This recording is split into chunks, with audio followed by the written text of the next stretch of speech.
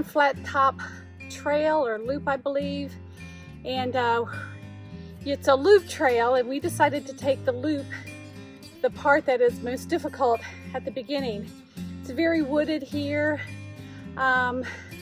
No real markings on the trail, but we haven't had any difficulty yet finding our way. So let's see how it goes.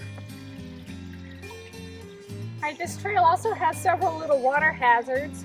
There's this babbling creek that is intersects this trail in several places, and you do have to tiptoe across the rocks to get there.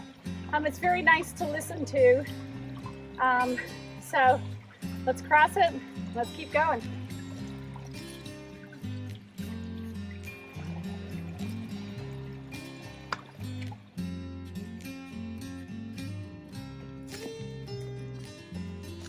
As you can see, I'm checking my phone, my app, to see which direction we're going here.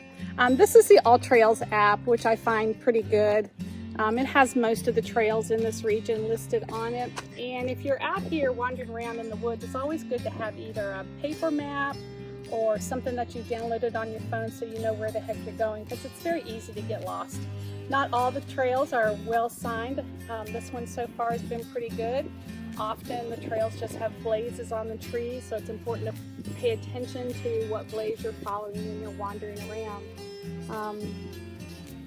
Often you don't even have GPS up in the hills, so either snap a picture of where you're going, or like I said, take a paper map with you if you're not familiar with the area.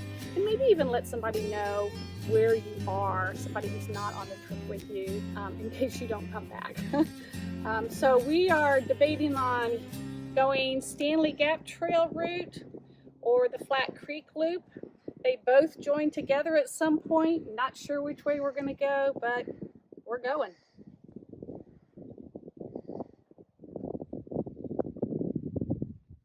Well, we decided, I think we're going to take the Stanley Gap Trail. We started kind of late this afternoon, and as soon as that sun gets down behind the mountains, it's going to get a little shady and dark up here, and we'd really like to be off the mountain at that time. So be aware of how much daylight you have.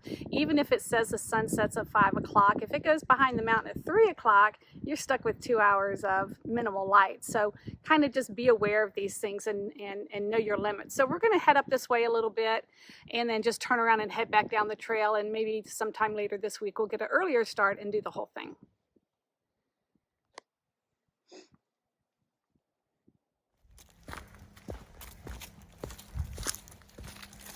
All right, we're here in winter. It is January 2022, and if you're looking to rent up in this area and you're reading the descriptions of the houses, it might say seasonal views. Well, this is what a seasonal view is. When you look out there and all the leaves are off the trees, you can see some long-range mountain views. If it was summertime and these leaves were full of leaves, you would not have that nice view there. So that is what a seasonal view is.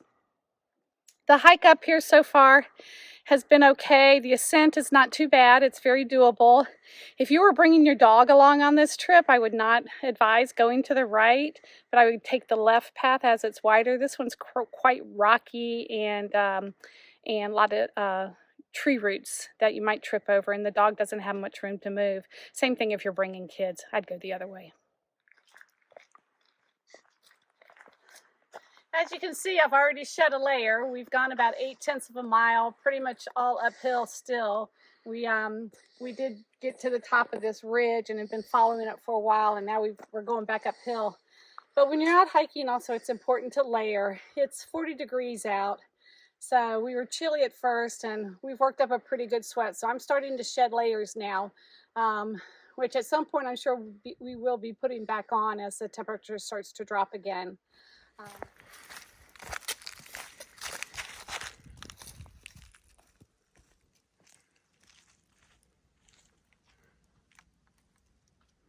Stop and listen.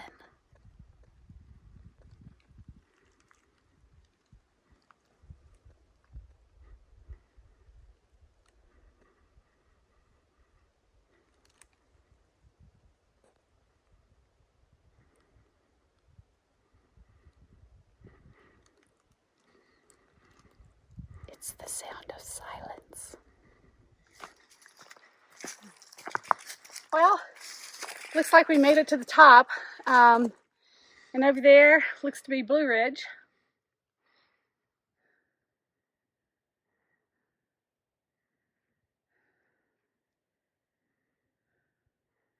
We've gone 2 miles and climbed 964 feet. As you can tell, we're winded. Okay, maybe I'm just winded. But it's still a beautiful day, pretty cloudless. Sun's still semi-high. It's just a great day for a hike. So now we're going to turn around and go back. The good news is it's all downhill.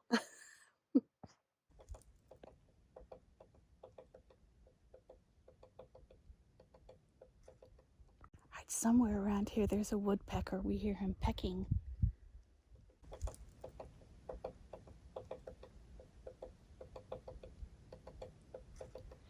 So as you're coming down the trail, remember to continue to look around you, as we heard a woodpecker on our way down and noticed that one whole side of a tree was pretty much eaten up. He was after some tasty grub there. So we didn't see it on our way up, but we noticed it on our way down. So this was our decision point where we decided, okay, which way were we going to go? Stanley Loop or Stanley Gap up to the falls, or the nice fat wide path. And of course we chose the narrow one. Now once we took that path, we noticed this little post that says most difficult. It wasn't that difficult in my viewpoint.